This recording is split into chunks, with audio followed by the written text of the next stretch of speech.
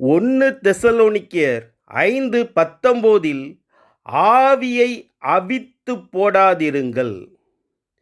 இன்று பரிசுத்த ஆவி பெற்ற அநேகர் தாங்கள் எதற்காக அந்த ஆவியை பெற்றோம் என்றே தெரியாமல் ஊழியம் செய்து வாழ்க்கையை முடிக்கிறார்கள்.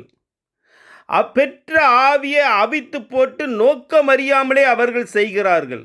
நீங்கள் பரிசுத்த ஆவி பெற்று அதன் முதல் நீங்கள் ஒரு விடுதலை கொடுக்கிற விடுதலை வீரன்.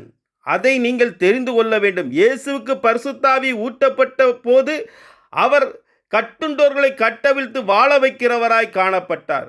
அநேக ஊழியர்கள் பரிசுத்த ஆவியை பெற்று விடுதலை கொடுத்தார்கள். 2 கொரிந்தியர் 3:17 படி பரிசுத்தாவி கர்த்தருடைய ஆவி எங்கேயோ அங்கே விடுதலையும் உண்டு. பரிசுத்த ஆவி உங்களுக்கு கொடுக்கப்பட்டிருக்கிறது.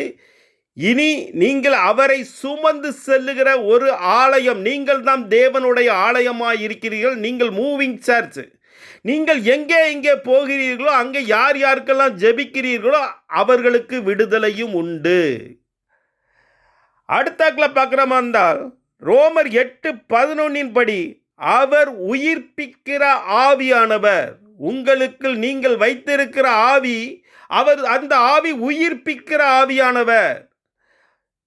சரீரத்தில் ஏதோ கட்டுகளோடு வியாதிகளோடு போராடி கொண்டிருக்கிற அவர்களுக்கு நீங்கள் விடுதலை கொடுத்து அவர்களை வாழ வைக்க வேண்டும். எசையா 61 பரிசுத்தாவி யார் யார் மேலெல்லாம் ஊட்டப்படுகிறதோ அவர்கள் செய்ய வேண்டிய காரியங்களை அறிந்து கொள்ளுங்கள். கட்டுண்டோரை கட்டவிழ்த்து வாழ வையுங்கள். காயப்பட்டவர்களுக்கு காயங்கட்டி வாழ வையுங்கள். சிறைப்பட்டோரை விடுவித்து வாழ வையுங்கள். துயரப்பட்டவருக்கு ஆறுதல் கொடுத்து வாழ வைங்கள். ஒடுங்கின ஆவிக்கு துதியின் உடை கொடுத்து வாழ வைங்கள். இப்படி எத்தனையோ கட்டுகளில் இருக்கிற ஜனங்களை கட்டவிழ்த்து வாழ வைக்கிறதுக்காக உங்களுக்கு பரிசுத்த ஆவியானவர் கொடுக்கப்பட்டிருக்கிறது. பெற்ற ஆவியை அவித்து போடாதிருங்கள்.